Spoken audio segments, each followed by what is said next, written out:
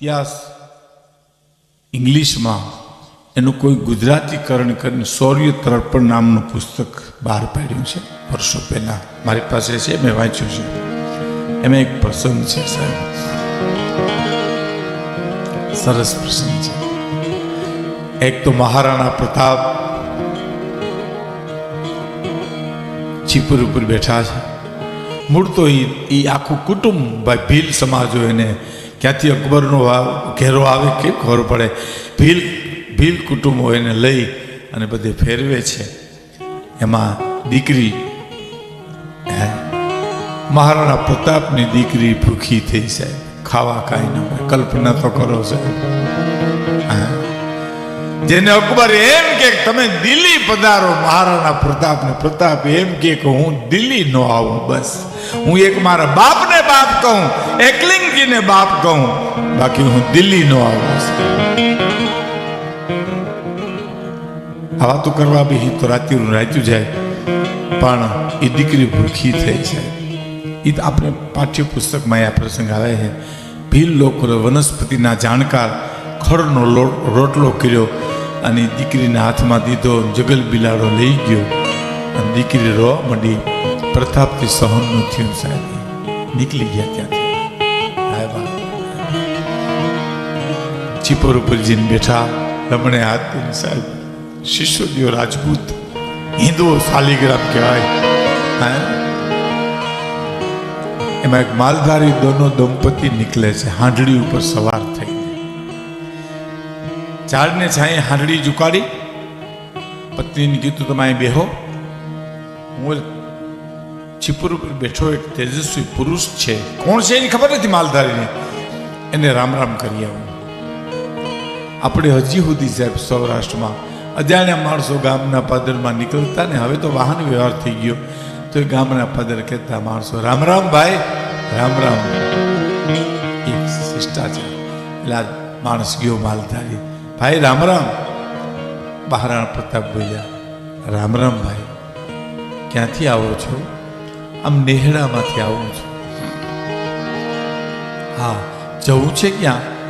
આ બાજુ ઉતરતા એક નેહડો છે, જો છાણીએ બેસી ઝાડને છે, મારી પત્ની છે, એનો પિયર તહેવાર કરવા મૂકવા જાઉં છું. આ તો તમને ભાલ્યા એટલે મળવા આવ્યો. હા હા, હારું હારું. મહારાણા પ્રતાપ પૂછે દીકરા કેટલા ભાઈ તમારે? દીકરો કે નથી ભાઈ? નહીં તો દીકરી? હું તો દીકરીની વાત ઘૂમતી હતી એને. દીકરી? તો દીકરી એ કે નથી. નહીં તો ના. દીકરો દીકરી કાંઈ નથી ને આટલી ઉંમરે દાંપત્ય જીવનમાં કાંઈ ખોટ ખાપણ છે? માલધારીએ જવાબ આપ્યો એ સાહેબ શૌર્ય તર્પણમાં લખ્યું છે. તો ટોડ રાજસ્થાન ઇતિહાસમાં લખ્યું છે, એનું ગુજરાતીકરણ છે. માલધારી જવાબ આપ્યો ખોટ ખાપણ કાંઈ નથી, પણ અમારા મહારાણા પ્રતાપને એની માતૃભૂમિ પાછી ન મળે ત્યાં સુધી ઘર સંસાર ન માંડો એવા અમે બે માણે વ્રત લીધા છે સાહેબ. અમે દાંપત્ય જીવન મારે ગ્રસ્તાશ્રમ ન કરવો એવા અમારે નિયમ છે. અને સાહેબ પ્રતાપ દીકરીનું દુઃખ ભૂલી ગયા, આંખમાં આંસુ આવી ગયા અને એટલું બોલ્યા કે આ લોકોના હૈયામાં મારું સ્થાન હોય તો મને માતૃભૂમિ મળી ચૂકી છે સાહેબ. નરદીના પૂછા કરતાલો ને ગાલે સરકાયો કસુમીનો બિસમલ બેટા માતાને ભાલે મલકાયો સુમીનો રાજ આજ લાગ્યો હો રાજ મને લાગ્યો. અને ઘોલી ઘોલી ઘોલી ઘોલી ઘોલી પ્યાલા ભર્યા રંગીલા તમે બીજો કશું પીનું. એક સમજો પ્રમોદભાઈ, મનસુખભાઈ, રવિભાઈ પરિવાર, કસુમીનો રંગ એટલે શું એનો અર્થ સમજો. કસુમીનો રંગનો કોઈ ગલત અર્થ ન કરે.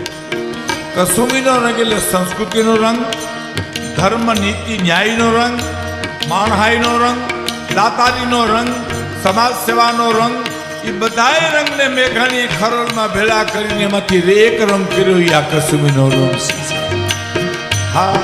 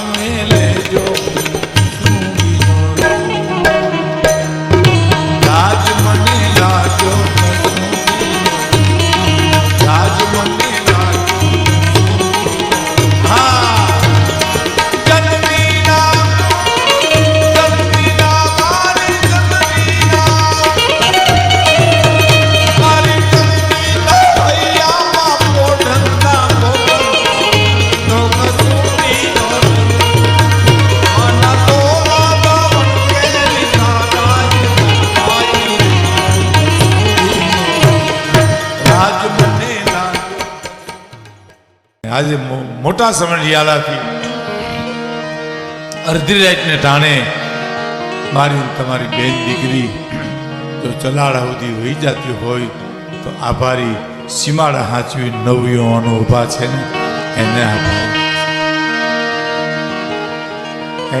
તડકો ટાટ એની એક ઘટના મારે તમને કેવી છે સાંભળજો સાહેબ. એક સરહદ ઉપર સૈનિક ઘાયલ થયો. ગોહિલવાડનો યુવાન હતો. મિલિટરીમાં હોસ્પિટલમાં લઈ આવ્યા. દુશ્મનો ઝેરી ગેસ છોડ્યો, આંખું વહી ગઈ જુવાનની. ટીવીમાં રિપોર્ટ આવ્યો હતો સાહેબ. અફસર એને કહે છે ભાઈ તારી આંખું વહી ગઈ. હા મેં ચિત્ર જોયું સાહેબ, મારા મગજમાં જ જાતું નથી. તું તારા વતન વયો જા, વળતર સરકારી તને મળી જશે. અને બાવડા પકડીને સુરદાસ સૈનિક કરગરે છે. મારે વતન નથી જવું સાહેબ, મારે વતન નથી જવું. પણ તું શું કરીશ ભાઈ, તારી આંખું વહી ગઈ કે કાંઈ નહીં કરું ને તો દુશ્મનની બે ચાર ગોળીઓ તો બગાડીને તાવ દીતો મને રાખો, અહીંયા સરહદ ઉપર તાવ દીતો રાખો. અને પછી જે બોલ્યો છે સાહેબ, અફસર ઢીલો થઈ ગયો. સાહેબ મને આ હોસ્પિટલમાં રાખો. કોઈ સૈનિક ઘાયલ થઈને આવશે, મને કોઈ કહેશે તો એને વિનંતી કરીશ કે મારું બાવડું પકડીને મને એને પલંગે લઈ જાવ ને, હું એના પગ દબાવીને દેશની સેવા કરીશ. ત્યાં સુધી તો મને રાખો. અને પછી જે બોલ્યો છે સાહેબ કે સાહેબ તમને તો ક્યાંથી ખબર હોય, મારી માનો હોય એક જ દીકરો, હું પેટમાં હતો ને મારા પિતા ગુજરી ગયા. મારા પિતાના અવસાન પછી મારો જન્મ થયો. મારી માં મજૂરી કરતી કરતી મને ધવરાવતા, રમાડતા, હિંચકાવતા. એમ જ કહેતી હતી કે મારો દીકરો મોટો થાય પછી મારે સરહદ ઉપર મોકલવો છે. સાહેબ હું જવાન થયો, મિલિટરીની ભરતી થઈ, અને હું જ્યારે નીકળ્યો ત્યારે મારી ગરીબમાં ઉઘાડે પગે ડેલી સુધી મને ખેતી આવી હતી કે બેટા શરીરમાં એક લોહીનું ટીપું રહે ત્યાં સુધી માતૃભૂમિનું રક્ષણ કરજે બેટા, માતૃભૂમિનું રક્ષણ કરજે બેટા, માતૃભૂમિનું રક્ષણ. હજી તો મારી આંખો જ ગઈ છે. આટલી દેશભક્તિ સાહેબ મારે તમારે કેળવવી પડશે.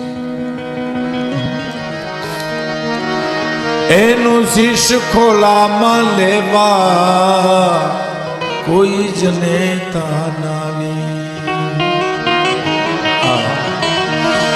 એનું શીશ ખોલામાં લેવા કોઈ જ નેતા નાની.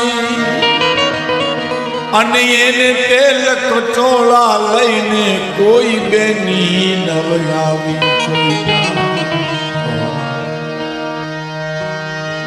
કોઈના